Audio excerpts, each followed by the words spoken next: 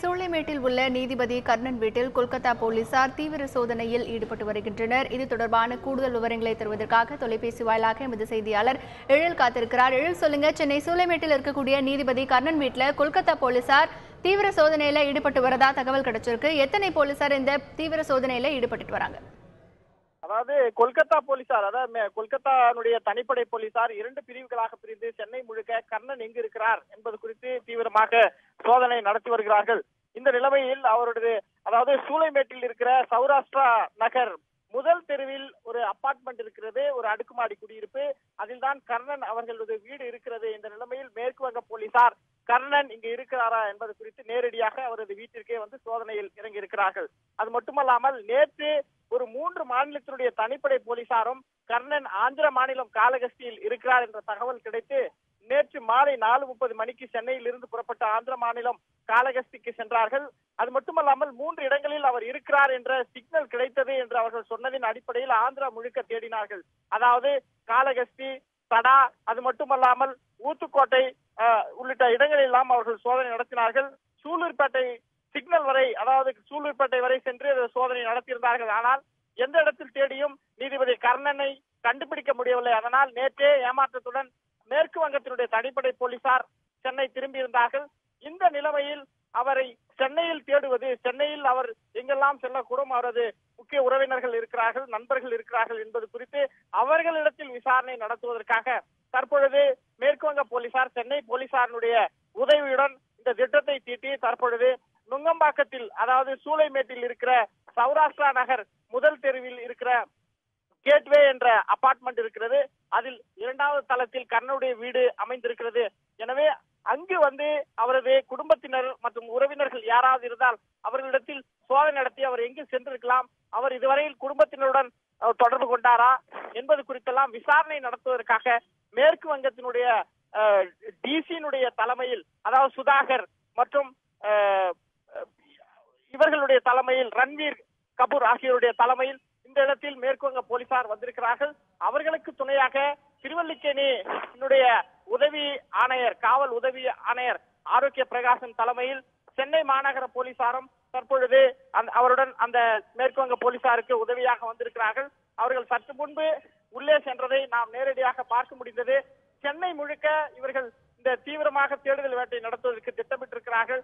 ஏற்கனவே பெசன் நகரில் அவர் உறவினரது வீட்டில் இருக்கக்கூடும் என்ற காரணத்தினால் பெசன் நகருக்கு செல்வதாக இருந்தது.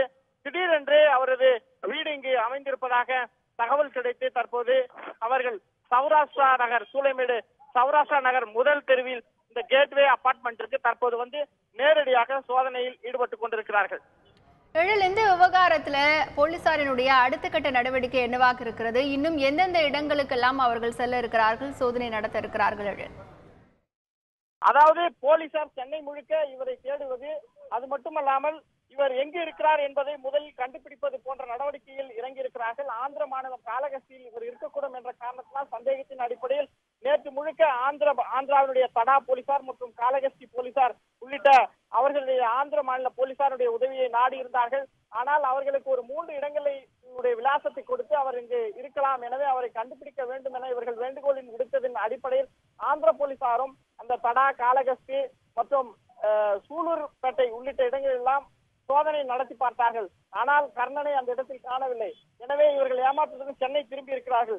இந்த நிலைமையில் சென்னையில் இவர் இருக்க வாய்ப்பு இருக்கிறதா? ஏனென்றால் ஆந்திராவில் அவருடைய தொலைபேசியினுடைய சிக்னல் இவர்களுக்கு கிடைத்ததின் அடிப்படையில் தான் அவர்கள் சென்றார்கள். ஆனால் தற்போது சிக்னல் என்பது துண்டிக்கப்பட்டிருக்கிறது என்ற காரணத்தினால் அவர் வந்து தொலைபேசியை யாரிடத்திலாவது கொடுத்து சூலூர்பேட்டைக்கு அனுப்பிவிட்டு காவல்துறையினரை திசை திருப்புவதற்கான முயற்சியில் நீதிபதி இறங்கியிருக்கலாம் என்ற காரணத்தின் அடிப்படையில் சந்தேகிக்கப்படுகிறது. எனவே அவர் சென்னையிலேயே எங்கேயாவது இருக்கிறாரா, எங்கேயாவது உறவினர்கள் வீட்டில் எங்கேயாவது இருக்கிறாரா என்பது குறித்து சோதனை நடத்துவதற்கான முயற்சியில் தான் தற்பொழுது மேற்கு வங்க போலீசார் இந்த களத்தில் இறங்கி இருக்கிறார்கள்.